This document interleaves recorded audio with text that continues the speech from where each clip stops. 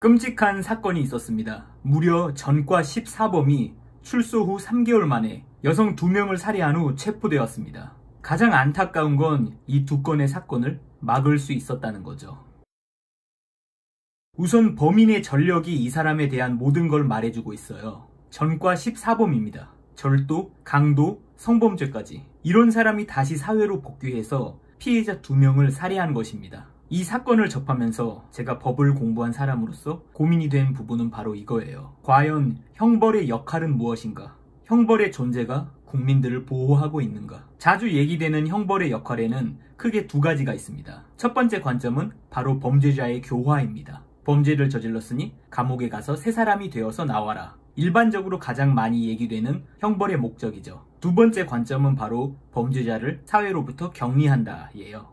너 범죄자야? 위험한 놈이네? 사회로부터 넌 격리되어야겠어. 감옥에 들어가. 바로 이런 거죠. 한국의 형벌은 첫 번째 관점에 더 치중되어 있는 것 같아요. 감옥에서 사회로 복귀하기 위한 교육을 받고 출소 후에는 직업교육을 받거나 직업 알선을 받고 이런 시스템이랑 조금 다르게 운영되는 나라도 있는 게 현실이죠. 예를 들면 미국이 있어요. 미국은 2번째 관점의 대표적인 예가 될 수 있을 텐데요. 범죄자는 사회로부터 격리되어야 한다. 이런 입장을 가지고 있기 때문에 미국에서는 범죄자에 대해서 1000년형, 100년형 이런 징역이 나오기도 하죠. 아동 성범죄자의 경우 미국에서 600년형이 나온 적도 있어요. 우리나라 같은 경우에는 조두순이 12년형을 받은 적이 있었죠. 이렇게 관점의 차이가 형량의 차이로 이어지는 거예요. 이 2가지 관점 중 어떤 게 옳을까요? 전 기본적으로는 너무 무거운 형벌은 피하는 게 좋다라는 생각을 가지고 있지만 흉악 범죄에 대한 소식을 접할 때마다 이런 생각이 흔들리게 됩니다. 그래서 최근에는 형벌 시스템 자체에 큰 변화가 필요한 게 아닌가 하는 생각을 하게 됐어요. 지금 우리나라의 형벌 시스템은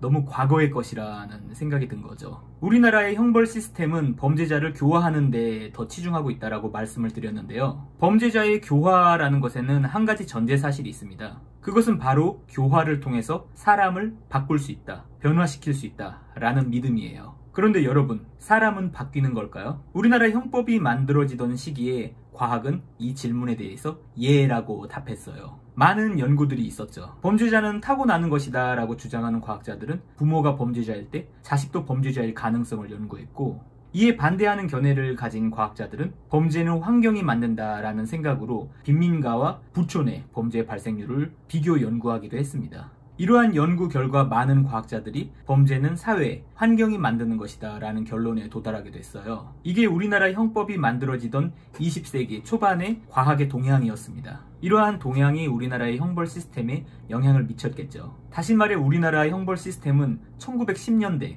1920년대의 과학을 기본으로 만들어져 있는 거예요. 그렇기 때문에 범죄자는 태어나는 것이 아니라 만들어지는 것이다. 따라서 교화하는 것도 가능하다. 범죄자에 대하여 가혹한 형벌을 내리지 말고 교화해서 새 사람이 되도록 하자 라는 입장을 취하게 된 거죠. 타당한 부분이 있습니다. 범죄한 사실을 후회하고 참회하면서 사는 사람들도 있잖아요. 그런데 문제는 모든 범죄자들이 그렇지는 않다는 것입니다.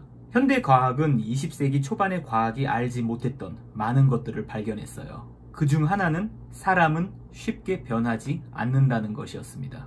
첫 번째, 현대 과학은 유전자가 갖는 힘이 사람들이 생각했던 것보다 훨씬 막강하다는 사실을 발견했어요. 사람은 자신이 타고난 유전자에 따라서 특정 성향을 가지게 된다는 것이죠. 대표적인 예가 소시오패스나 사이코패스일 거예요. 이들은 유전적으로 태어날 때부터 뇌의 일정 부분이 보통 사람들과 다르게 자극에 반응해요. 보통 사람들처럼 생각하거나 느낄 수가 없죠. 따라서 흉악범이 될 가능성이 보통 사람들보다 더 높을 수 있어요. 현대과학의 2번째 발견 중 하나는 환경이 사람의 성향에 영향을 미치는 것은 사실이나 그 영향을 미치는 과정이 굉장히 어린 시절, 유년기에 이루어진다는 것이죠. 많은 과학자들이 사람의 인격, 성향은 5세에서 10세 사이에 완성된다라는 이야기를 하고 있어요. 즉 주변 환경에 의해서 아동기 때 이미 인격이 형성이 되고 그 형성된 인격은 성인이 되어도 바뀌지 않는다라는 것이죠. 이런 현대 과학의 발견을 형벌 시스템에 적용하면 어떻게 될까요? 바로 이미 성인이 된 사람은 바뀔 수 없다라는 결론에 도달하게 돼요. 즉 성인이 범죄자가 되었다면 그 성인은 평생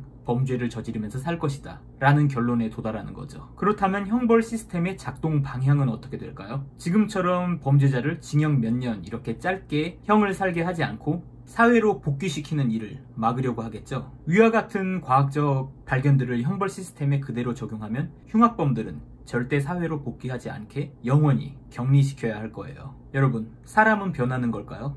저는 개인적으로 변하는 사람도 있고 변하지 않는 사람도 있다고 생각합니다. 한 번의 실수로 범죄를 저지른 후 출소하고 나서 평생 참회하면서 봉사하며 살아가는 사람들도 있잖아요. 반면 범죄를 저지르고 처벌을 받은 후 반성 없이 13번이나 반복해서 범죄를 저지르고 출소하고 나와서는 살인까지 저지르는 사람도 있죠. 이런 부류의 사람들이 아마 과학적으로 소시오패스 내지는 사이코패스로 분류되는 사람들일 거예요. 이런 사람들은 변할까요? 교화될 수 있을까요? 예전에 다큐멘터리에서 수감 중인 사이코패스를 인터뷰한 내용을 본 적이 있어요. 그 수감자는 자신은 감옥에서 나가고 싶지 않다고 이야기했습니다. 왜냐? 자신이 사회에 나가면 또 살인을 저지를 것 같다는 이유에서였어요. 현대 과학의 비약적인 발전으로 과학자들은 소시오패스나 사이코패스, 즉 반사회적 인격 장애를 가진 사람들을 찾아낼 수 있게 되었어요. 다시 말해 현대 과학자들은 범죄자들 중에서 사이코패스인 사람과 사이코패스가 아닌 사람을 구분할 수 있다는 것입니다. 지금 우리 형벌 시스템은 사실상 모든 범죄자들을 똑같이 취급해요. 반성을 하는 사람이든 반성을 하지 않는 사람이든 모든 범죄자를 교화시키려 합니다. 그런데 이런 입장을 이제 바꿔야 할 때가 된 게 아닐까요? 현대 과학의 발견을 형벌 시스템에 적용해서 교화되지 않을 일부 범죄자들은 다르게 취급해야 되는 게 아닐까요? 그들 때문에 더 많은 희생자가 나오는 걸 막아야 하는 게 아닐까요? 우리의 형벌은 너무 낡은 게 아닐까요?